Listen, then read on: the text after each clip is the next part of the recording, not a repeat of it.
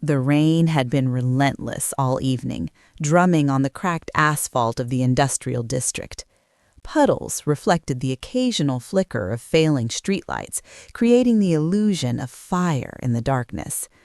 In the distance loomed the silhouette of the warehouse, a hulking, rust-streaked monstrosity that seemed to swallow the weak light around it. Locals whispered its name in hurried tones, their eyes darting nervously as they walked past. Some said it had been abandoned for decades, others insisted it was cursed. Still, the stories shared a single chilling detail. No one who entered had ever come out unscathed, and some had never come out at all. Ethan adjusted the strap of his backpack, squinting through the rain at the warehouse doors. "This is it," he said, his voice betraying a mixture of excitement and something darker, an almost reckless curiosity. "This is the one everyone's talking about."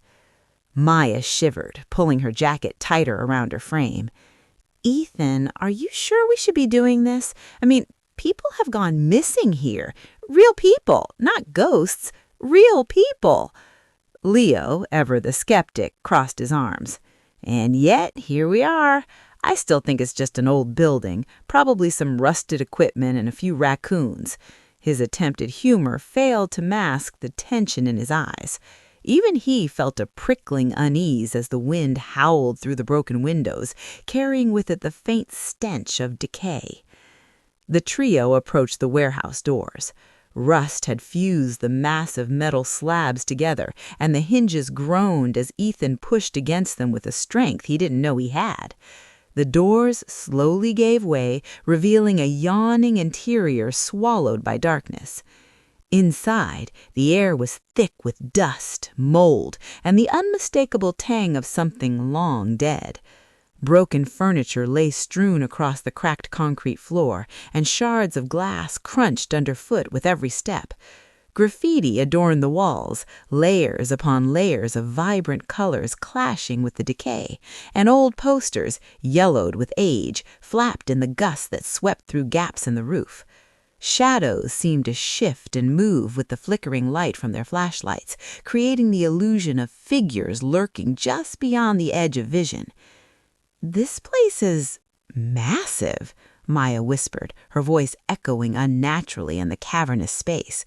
"And empty. I mean, really empty. Except not really." Ethan grinned, moving deeper into the warehouse. "Exactly. That's why it's perfect. Look at all this. No one's touched it in years. Who knows what's hidden here?" Leo followed cautiously, stepping over a fallen beam. "Or what's still inside." He didn't finish the sentence, but the implication was clear. As they wandered, the floor beneath their feet groaned and cracked. Old machinery, rusted beyond recognition, leaned at impossible angles. Pipes hung like skeletal arms from the ceiling, and in the far corner a dark stain spread across the concrete, faded but unmistakably sinister. The warehouse was a skeleton of some long-forgotten industry, yet it radiated a sense of malevolence, as if it remembered the lives lost within it and resented anyone who dared disturb its silence. It was Ethan who noticed the trapdoor first, a rectangular slab, almost perfectly camouflaged beneath a layer of dust and debris. His pulse quickened. "Guys, check this out." He gestured to the hatch. Maya's heart sank. "Ethan, we shouldn't. Seriously, this is exactly what people warned about."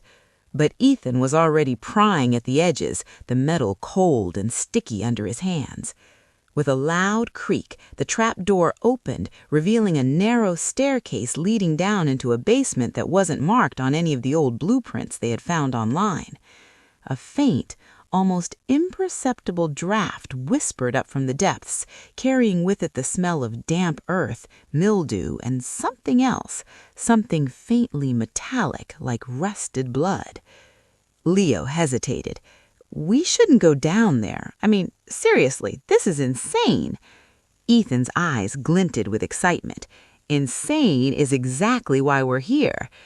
Maya took a deep breath, trying to steady her racing heart.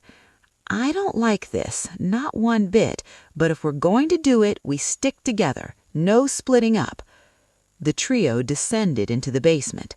The air grew colder with each step, the darkness thicker, almost tangible. Their flashlights barely penetrated the gloom, and the sound of dripping water echoed like gunshots in the silence. The walls were lined with old crates, rusted barrels, and piles of debris that seemed deliberately arranged as if to hide something or someone. Then they heard it, a faint scratching sound from deeper in the tunnels, a slow, deliberate rasp that made their blood run cold. They froze, flashlights trembling in their grip. "Probably rats," Leo muttered, though his voice lacked conviction. "Or maybe not," whispered Maya, her eyes wide as she scanned the shadows. "It sounded too deliberate." They moved forward cautiously, the sound growing louder, echoing from a tunnel that branched off from the main basement corridor. Ethan crouched near a pile of crates, shining his flashlight into the darkened passage.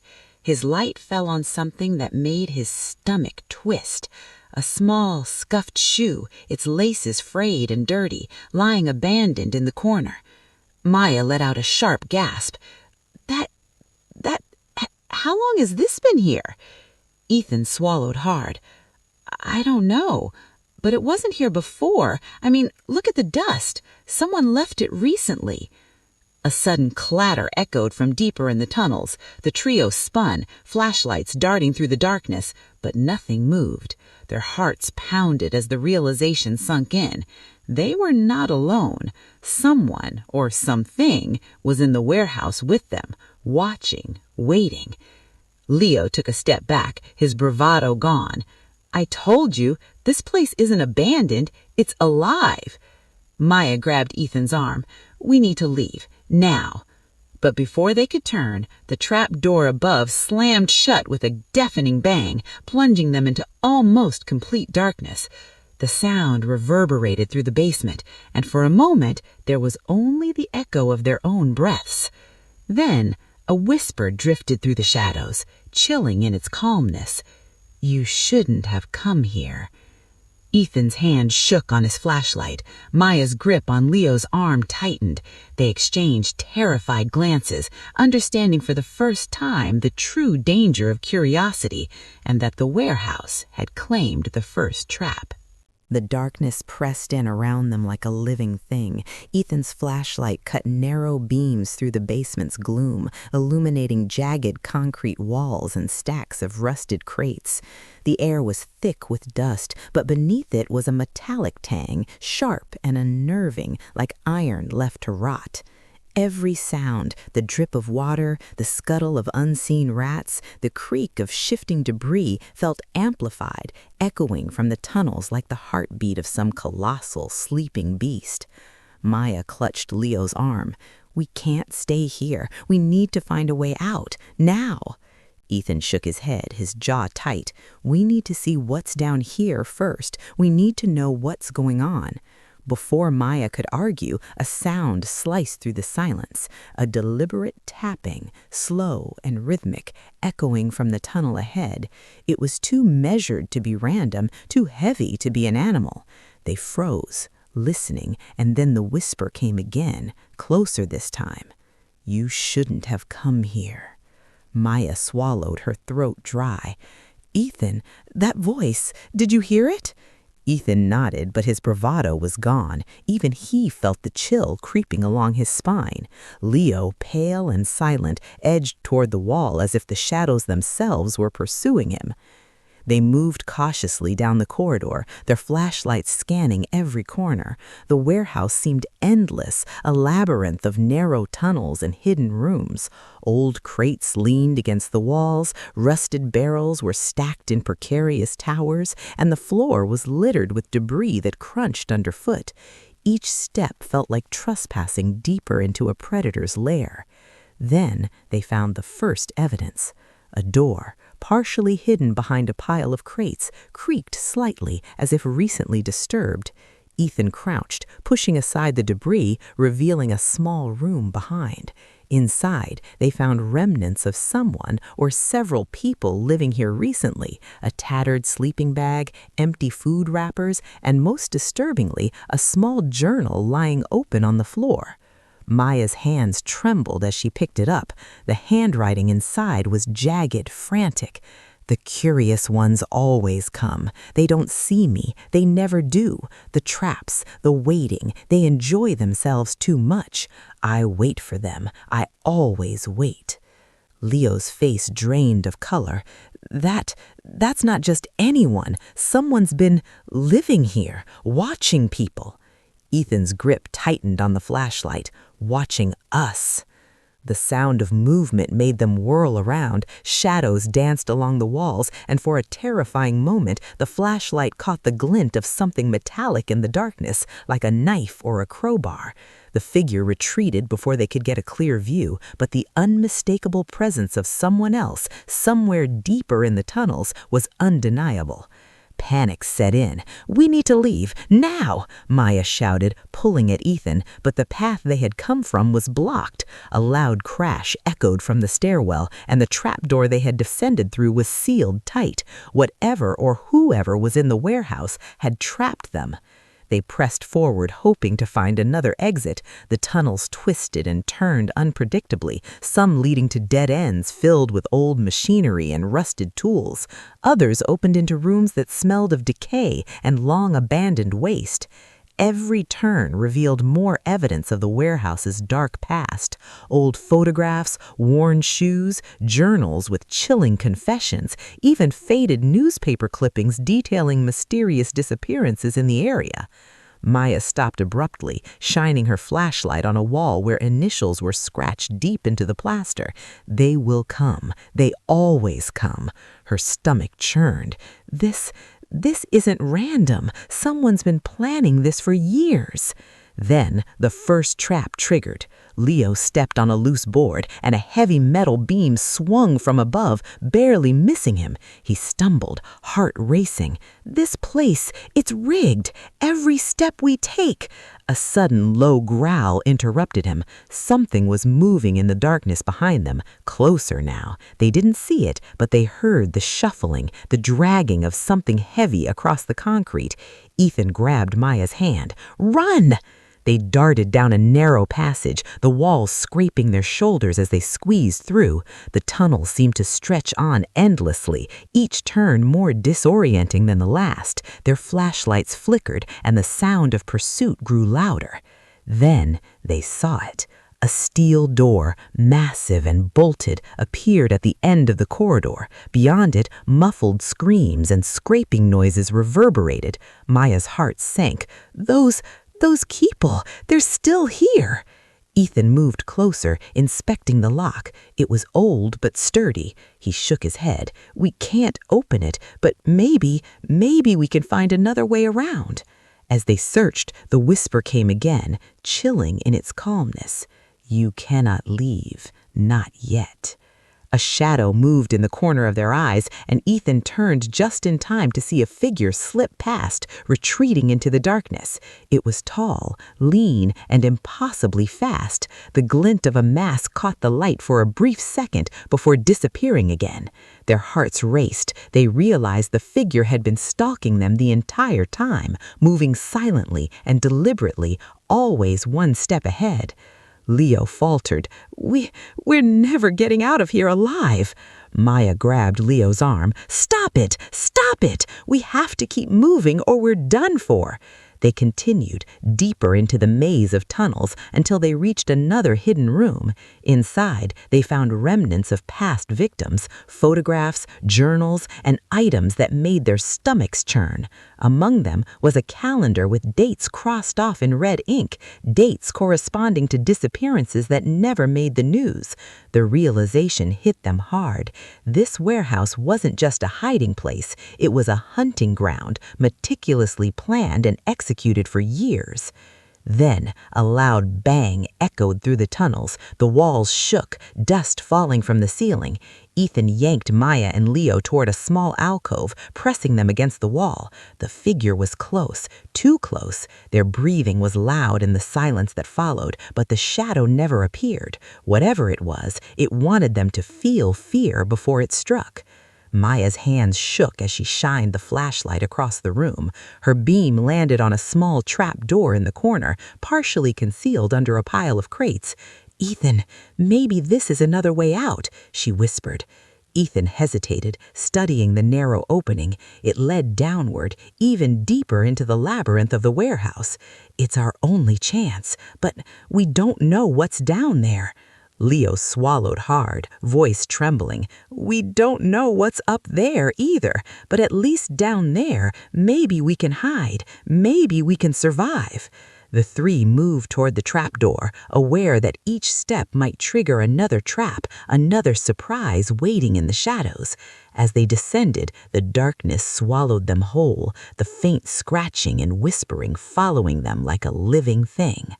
And somewhere, just beyond the reach of their flashlights, the masked figure watched, patient, deliberate, and ready. The warehouse had claimed them, or at least it would try. Part 2 ends with the three descending deeper into the labyrinth, their hope waning, and the first real sense of danger established. The warehouse is alive with traps, history, and a predator who has waited decades for curious intruders. The tunnel narrowed, forcing Ethan, Maya, and Leo to move in single file. The air grew colder, damper, and heavy with the smell of mold and rust. Every step they took was met with the groan of old wood, the clatter of loose debris, and the faint sound of scraping metal behind them. "They're following us," Leo whispered, his voice barely audible over the dripping of water from the ceiling. "I can feel it." Maya tightened her grip on his arm. "Then we have to keep moving, fast, no stopping." Ethan led the way, flashlight shaking in his hand.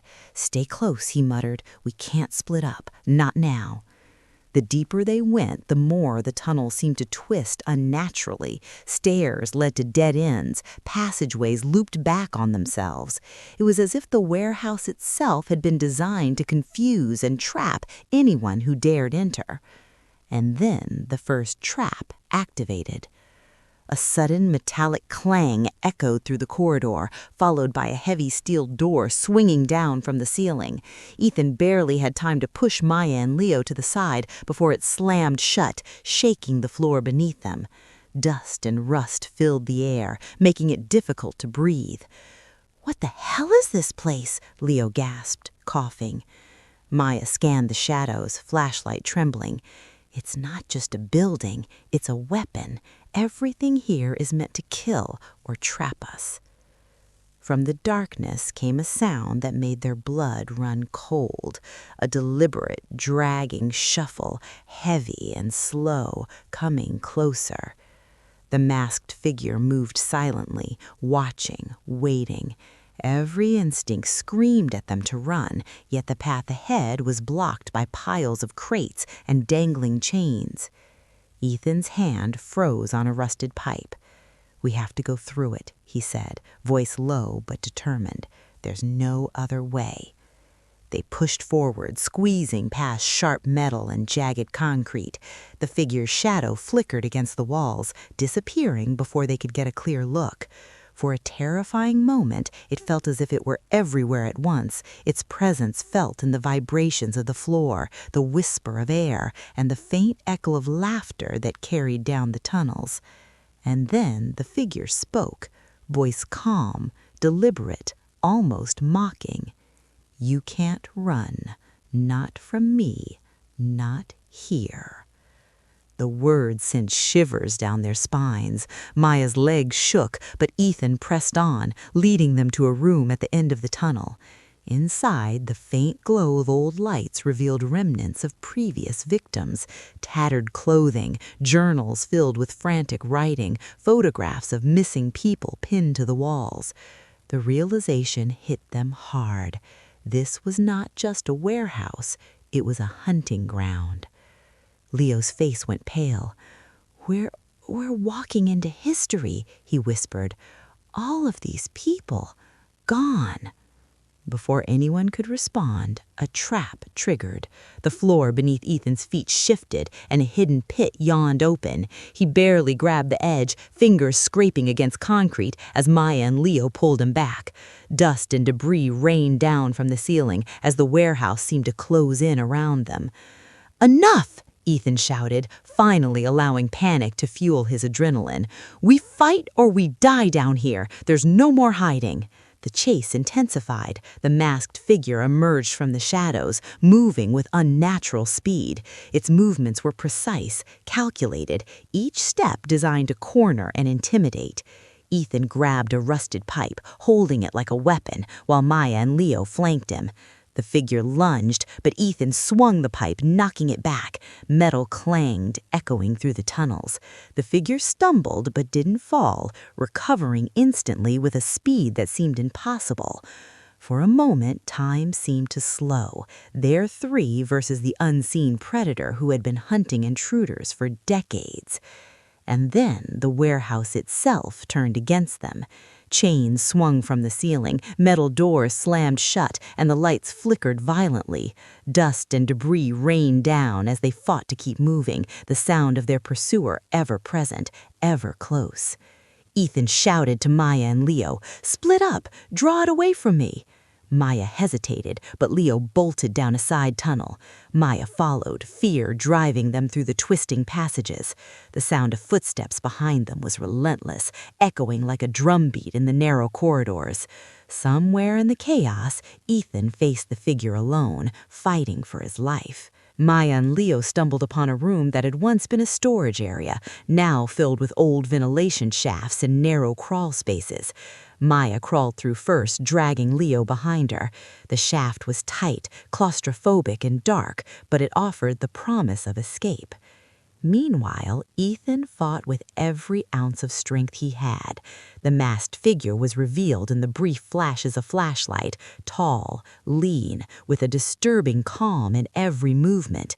Ethan swung the pipe, blocking a knife aimed at his chest, sparks flying as metal struck metal. The fight was brutal and desperate. Back in the ventilation shaft, Maya and Leo climbed higher, peering through small openings to catch glimpses of Ethan below. The sounds of struggle echoed through the ducts, shouts, grunts, and the metallic clash of improvised weapons. Fear gripped them, but hope flickered faintly. Ethan was holding on. He had to. Then a horrifying realization hit Leo. Maya? The journal? The notes? He's done this before. All of this.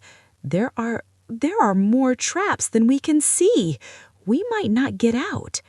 Maya's hands tightened on the metal bars. We have to. We will. Ethan's down there. He's not dead yet. The figure below roared, a terrifying sound that echoed like a predator announcing its dominance. Ethan ducked, swinging the pipe, landing a heavy blow that sent the figure staggering into a pile of crates. Dust and debris flew through the air, and for a moment he thought he had a chance. But then the figure recovered, advancing with a chilling grin behind the mask. It was faster, stronger, and impossibly relentless. Ethan's energy was waning, his arms shaking, but he refused to give up. Above, Maya and Leo reached a junction in the ventilation system. One path led deeper into the unknown tunnels of the warehouse. The other appeared to exit near the street. Their choice was terrifying: risk going deeper to help Ethan or escape while they still could. Maya gritted her teeth. We're going to help him. We can't leave him. Leo hesitated, fear battling his loyalty. If we go down there, we're just walking into a trap. A sudden, sharp noise cut him off. The sound of metal hitting metal, followed by a grunt from below. Ethan's shout echoed through the ventilation ducts. Maya grabbed Leo's arm. No, we don't leave him. He's counting on us. Come on. As they descended into the darkness, the warehouse seemed to shift around them, closing off exits and rearranging its corridors like a living maze. Every tunnel, every door, every shadow was a threat. The figure below continued its relentless pursuit, and Ethan, battered but determined, prepared for a final, desperate confrontation. Ethan's arms ached, his muscles trembling with exhaustion, but he didn't stop swinging the rusted pipe. The masked figure advanced with terrifying precision, every movement calculated, every step a threat. Sparks flew as the pipe struck metal, sending shards of rust and debris into the dim light. The warehouse seemed alive around them, groaning beams, swinging chains, and the echo of dripping water amplified every sound, every movement, every heartbeat. "You think you can escape?" the figure hissed, voice low and mocking. "Everyone comes here, and everyone falls." Ethan's chest heaved. "Not me," he gasped. "Not tonight." The figure lunged with a knife, but Ethan sidestepped, slamming the pipe against the attacker's arm. The knife clattered across the concrete floor. Ethan swung again, knocking the figure back into a stock of crates. The crates toppled, sending a cloud of dust and splintered wood into the air. Coughing, Ethan pressed forward, adrenaline and desperation fueling him. Above, Maya and Leo navigated the narrow ventilation shafts. Every turn was a gamble. One wrong move, and they could be trapped, or worse. Maya paused, peering through a grate into the room below. Ethan was struggling, but he was still fighting, still holding on.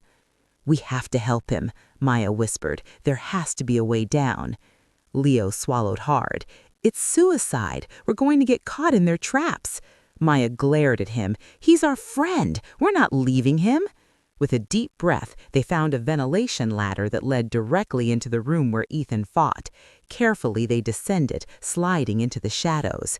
The figure didn't notice them at first, focused entirely on Ethan. Ethan ducked a swing and countered with a powerful strike, finally knocking the mask off. The face beneath was grotesque, twisted by obsession and rage, familiar yet horrifying. Harold, a former security guard who had vanished years ago, stood before them. His eyes were wild, filled with decades of obsession, yet there was a perverse intelligence in the way he moved. Maya and Leo emerged from the shadows, flashlights trembling. Harold's eyes flicked toward them, calculating. "Ah, more prey," he murmured. Ethan's hand tightened around the pipe. "It's over, Harold. It ends tonight." Harold laughed, low and chilling. "It ends when I say it ends." The warehouse seemed to sense the confrontation. Chains swung, old machinery groaned, and the ground beneath their feet threatened to collapse. Dust and debris rained down from the ceiling, as if the building itself wanted to participate in the chaos. Harold lunged, knife in hand. Ethan struck with the pipe, and this time the blow landed with precision, knocking Harold to the floor. Maya and Leo rushed forward to help, pushing the man back. The fight was brutal but short. Harold, though cunning and strong, was no match for three determined, desperate humans working together. Finally, Harold stumbled, exhausted and trapped under debris Ethan had kicked aside. His knife skittered across the floor. "This isn't over," he spat, eyes blazing with hatred. "The warehouse, it will always claim them." Police sirens wailed in the distance, growing louder. Someone had noticed their disappearance hours ago, alerting the authorities. Harold's momentary panic was enough. The three friends grabbed him and held him until the sound of approaching footsteps in uniforms signaled help had arrived. Outside, the rain had slowed to a drizzle. The warehouse loomed above, silent and brooding. Police officers moved in, flashlights cutting through the gloom as they examined the massive structure for the first time in decades. Crime scene tape went up, officers called for reinforcements, and Harold, screaming and thrashing, was finally secured. Ethan, Maya, and Leo leaned against the cold metal of the police barricade, drenched, bruised, and exhausted. The adrenaline was fading, leaving only the cold weight of what they had seen. Maya shivered. All those people, they were really here. All the missing, all the journals, the shoes, the photos. Harold did this. Leo swallowed hard, guilt and fear battling in his chest. "We should have never come here. I I didn't know how bad it was." Ethan shook his head, voice quiet but firm. "Curiosity brought us here, but we survived. And we stopped him. That counts for something." Police officers moved through the warehouse, uncovering rooms filled with evidence, journals, makeshift living quarters, hidden traps, and decades of meticulously documented disappearances. The horror of Harold's obsession was fully revealed, and the warehouse, for the first time, was officially investigated. Yet even as the evidence was cataloged, a faint unease lingered. The building seemed to pulse with a life of its own. Shadows shifted where no one stood. Dust motes danced in the beams of flashlights, as if mocking the investigators' attempts to contain it. Maya glanced at Ethan and Leo. "Do you feel that?" she asked softly. "Like it's not over?" Ethan followed her gaze, eyes narrowing. "Yeah, I feel it. Even with Harold gone, the warehouse is still watching." As the three friends were escorted to safety, cameras captured every moment. One, hidden high in a corner of the warehouse, remained untouched. Its red recording light blinked steadily, capturing the empty tunnels, the remnants of traps, and the dark, silent corners where no one dared look. The warehouse had been exposed, its secrets laid bare, but somewhere in the shadows beyond human sight, it waited, patient, silent, ready for the next intruder foolish enough to enter. Ethan, Maya, and Leo walked away into the night, soaked and shivering, forever changed. The thrill of curiosity had almost cost them their lives. Harold was gone, but the warehouse had claimed its mark. And as they disappeared into the rainy streets, a faint whisper seemed to follow them, carried on the wind through broken windows and empty halls. Curiosity always comes at a price.